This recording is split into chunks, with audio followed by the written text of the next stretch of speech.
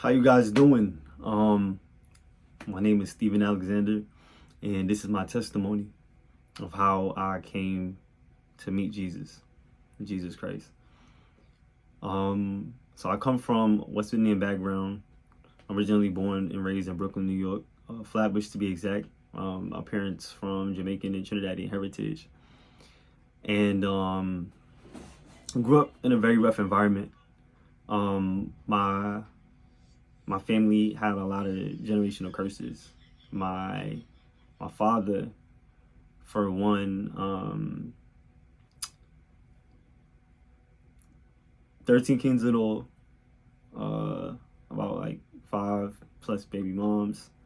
My mother, three immediate brothers, right? But her lineage was very rough. Didn't grow up without her immediate mother up until she was like 20 something, so on and so forth.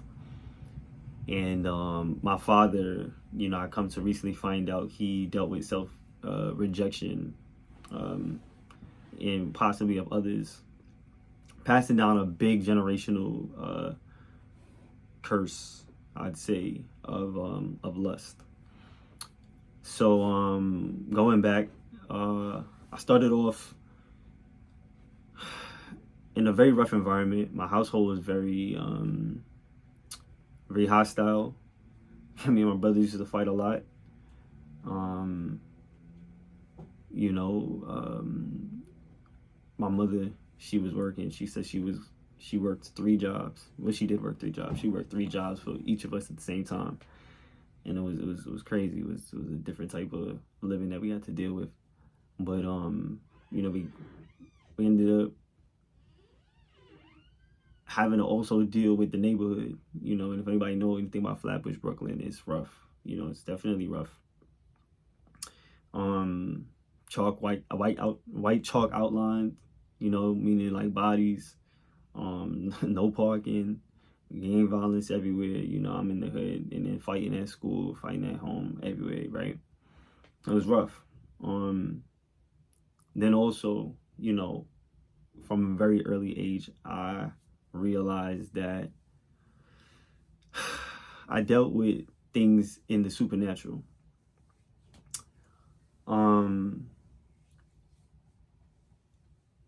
Unbeknownst to many, I had an inclination of different things very early, and I grew up very misunderstood, and because of that, I came off as rebellious and just outlandish, how I dealt with people. And then it's no help that, the hostile environment that I grew up in, it's just like fight or flight kind of thing. And I majority chose fight. But around very early ages, 6 through 9, I used to have like nightmares, very heavy nightmares. And I used to try to figure out like, why did I have so many nightmares? And to be real, it was demonic nightmares.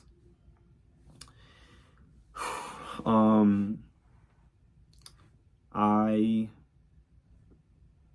would get upset, get angry at times because of the situation I lived in. Growing up very poor, me and my family, we frying eggs 5 days a week, bread and butter. My brother and me, we joked about it. We had one burger and like we all cut it in 4. Like it was that real. And like it was a very tough time. And I used to, not knowing any better, because of my anger, I used to invoke, like, because I had a big heart, like bad spirits. I used to invoke bad spirits. And I ended up taking on these personas. So I ended up becoming very dark. Then I also noticed very early that I was able to see certain things in the spirit realm and so on and so forth. And that's usually like dreams and visions. So during my years, I had different dreams and visions. And funny enough, I'm starting on this. I was supposed to start on like the physical side of things, but so I'm led to. But I had different, dreams and visions about the future, what's to come. The Lord impressed on me a lot of dying years back. And I'm skipping all over the place, but I just hope you follow me. I saw very early destruction, destruction of New York, being filled by water. I saw destruction by fire. I noticed that, and not noticed, but I saw actually, like, when New York was, gonna get that fire thing. I saw the purge, in live time. I saw Christians being persecuted for their faith. I saw civil war. And, I didn't like map out everything I was going to say like in order, but I knew very early that there was a spiritual realm, but I didn't know anything much of it. Around the age of 9, I heard a voice call out to me, and I didn't know what it was until I got older. I got called out 3 more times over the years after that. And it was up until a certain point that I realized who was calling me, but we'll get back into it. So heading back to the physical side of things, I grew up with such an abundant love for people. It was pure. For some reason, I don't know what it was, but I didn't want to perpetuate the standard that my father had done, being with many women. I wanted to be married to one wife, have sex, wait till marriage, all that. And that was my goal. I'm going to be sharing some stuff. So there's a lot of people who deal with different things, and you just never know and what it is that kicks off over your life. At the age of 4, which sounds crazy, there was this girl in kindergarten that actually reached out to me in class one day and was like, "Oh, do you know of like this certain channel?" And it was a black cable vision box. It was like channel 67, something like that. She was like, "Go on there and watch it at one particular time." And I did, and it was actually porn. And then she came back and she was like, "Do you want to try those things?" And then I did. And over the years, like, I had to ask God what brought out this certain level of lust in me. I'm going to talk about that. And it took years for me to finally get like that remembrance that that's what happened at the age of 4. We actually went under the table and did sexual acts at the age of 4. Sounds crazy, I know. And there's also a witness, so corroborating that is not a problem. Years go by, and I don't actually, have that thing for women. I haven't hit puberty up until about like 12 years old. Then all of a sudden, like, puberty hits, and I just, whoa, like, woman. I know this woman. All of a sudden, I start like getting into like sexual stuff. Well, nothing crazy. Let me not even say that. I was touching girls at the time, and that sounds crazy too. But like, 1-to-1, I was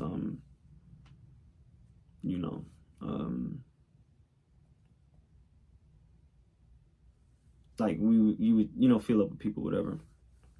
So I remember around the time though, like, I had this girl who I, for years I, wasn't gonna get into a relationship, but she ended up wanting to date me, and ended up dating, and I got my first heartbreak after like 2-3 years of her wanting to be with me.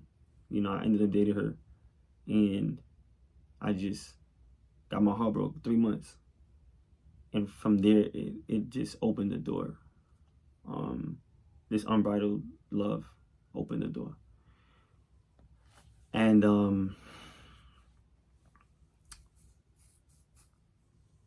fast forward, this happened throughout high school.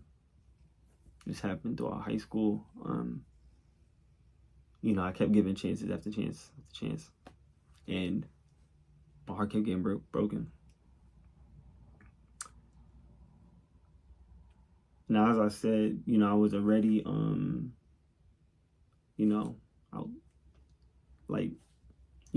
give pushback. I had a mouth. I was very fiery, but I still wasn't into like sex yet or anything like that. Still a virgin throughout high school. So finally, I reached. I had a best friend, a female best friend, who I loved with my entire heart, platonically, literally. And after some months, what happened was, and I'll be very transparent, she said she gave me her virginity. I don't know about that, but she ended up breaking my heart. And this is like the final straw. At that time, I was 17, turning 18, and all hell broke loose. My restraints now just went off the wall. So at the time, I had, a group of friends that we just do different things, go different places at very young ages. And between the ages of 17, 18 to 21, I ended up sleeping with so many different women. And I also used to it's crazy, to be honest. Like, I'll go in anywhere and steal stuff. Lying for fun. I didn't really covet people things. I'll probably just take it.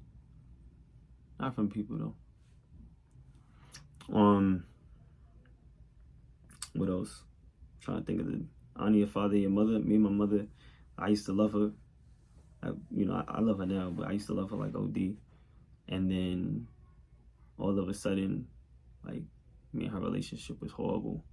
So I didn't even get into that. But, can't love if you can't teach love. I mean, you can't teach love if you don't know love. And it was really bad with me and her. Really bad. So I grew up without parental advice and whatever have you.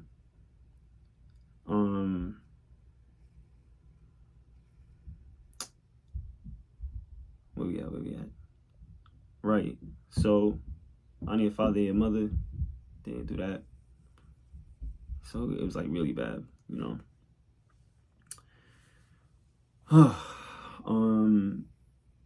I was off the wall to the point where, and at the time, I had a best friend and I loved him. Like, I had a female best friend and I had a male best friend and I loved it all my heart. And something happened and I felt he really broke my trust. So my mother, she used to call me a lot of bad names,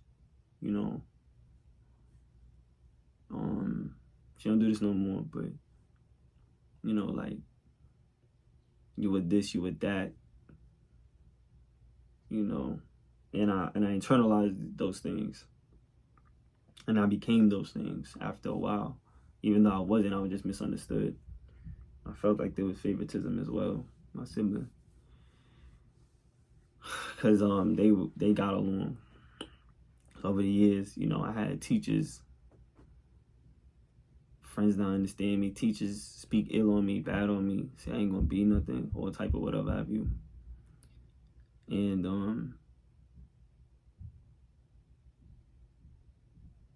whatchamacall, where am I? Yeah, it got real bad. It got real bad. Fast forward to where I was at, it got real bad. And it got dark.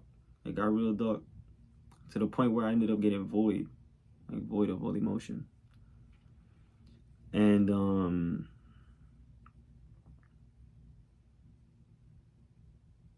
yeah, before that I went through a lot of like gang violence situations, 40 Crips, 30 Bloods, smash stuff growing up in New York.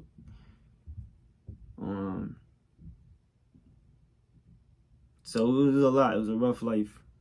And then, you know, having to be someone so loving and then just being in this dark world, it was rough. Finally one day, I was in Aruba. Just went from Toronto. I was at Caribbean. I used to go to Carnival a lot. Anybody know anything about that? It's like West Indian dance parties. It's like half naked people. And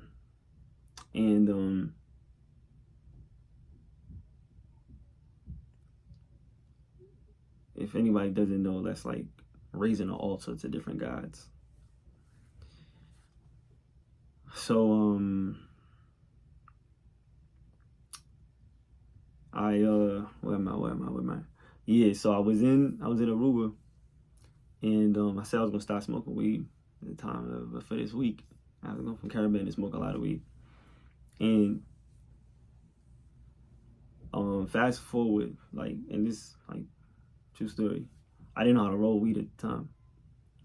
And I had picked up weed, and like there was this guy every day for 7 days he'll come out with the weed. And I was like, nah. Ultimately, the 8th day, you know, we needed to stay back an extra day back. And I was like, all right, let me get it. So I didn't know how to roll, so try to take the weed, and I Googled, and I Googled how to smoke it without, you know, roll up. I tried to do it in my hand, couldn't work. Tried to do it in a leaf, couldn't work. Then I went over to this convenience store, and it was like nobody